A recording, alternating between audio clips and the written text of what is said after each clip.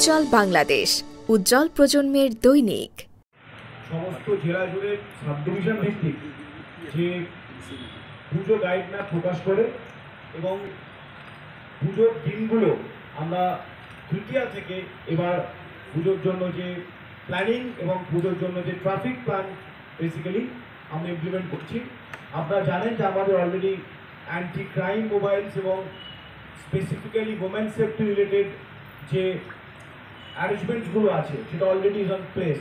এটা আমরা অনেক আগে থেকেই শুরু করে দিয়েছি এবং এর সাথে সাথে ট্রাফিক রিলেটেড এবং যাতে যারা আসছেন পুজো দেখতে পরিবারকে নিয়ে পরিজনকে নিয়ে তাদের সুন্দরভাবে কোনো সমস্যা ছাড়াই স্মুথলি যাতে তারা পুজো মণ্ডপগুলোকে দেখতে পারেন।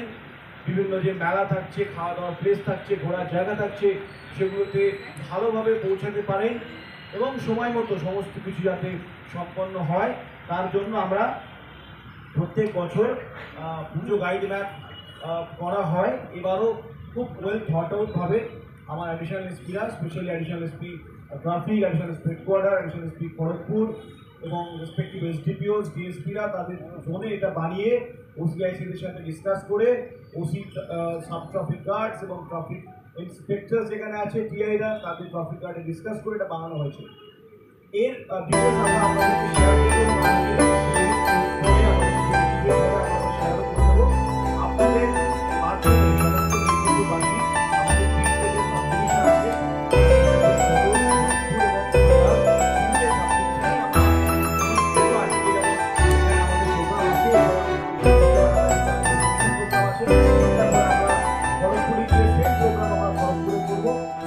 আগামীকাল ঘাটাল থেকে আপনাদের মাধ্যমে আমি সমস্ত বিশ্ববাসীকে শারদীয়ার শুভেচ্ছা জানাতে চাই এবং সবাইকে রিকোয়েস্ট করবো যে এই দিনগুলোতে যাতে করে সবাই আইন মেনে চলে এবং অবশ্যই রাখতে হবে আপনাদের আনন্দকে যদি কম না হয় আপনাদের জেলাতে বেশ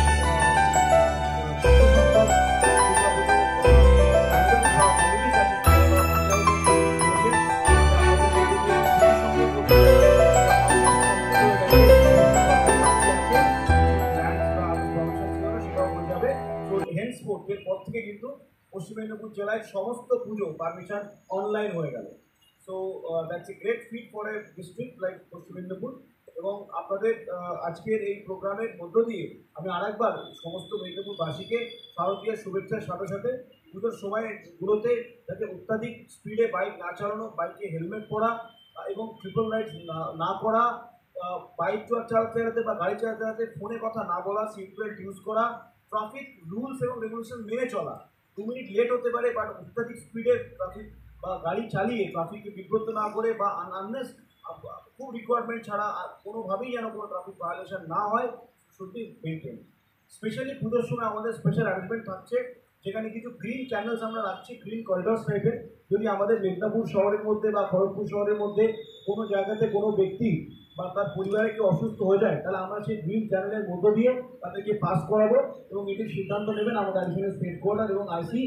আমাদের এখানে মেদিনীপুর যে আছে শরৎ আইসি অমিত আছেন, এখানে কোতোয়ালি আইসি আছে এবং রেসপেক্টিভ সাব ডিভিশনাল টাউনগুলোতে ওখানে আইসি খড়গপুর টাউন থাকবেন এবং ঘাটাল থাকবেন। বাট এর জন্য আপনি যে আমাদের যে জেলা পুলিশের যে কন্ট্রোল রুম নাম্বার থাকে সেটা বা ইআরএসএস যে নাম্বার থাকে আপনারা সবাই জানেন, ইআরএসএস নাম্বার 112 এই নাম্বারে কল করে স্পেসিফিক ইনফরমেশন দিলে আমরা কিন্তু তাদেরকে তাদের গুরুত্ব বুঝে সেখান থেকে গ্রিন চ্যানেলের মাধ্যমে বার করতে সক্ষম হবে।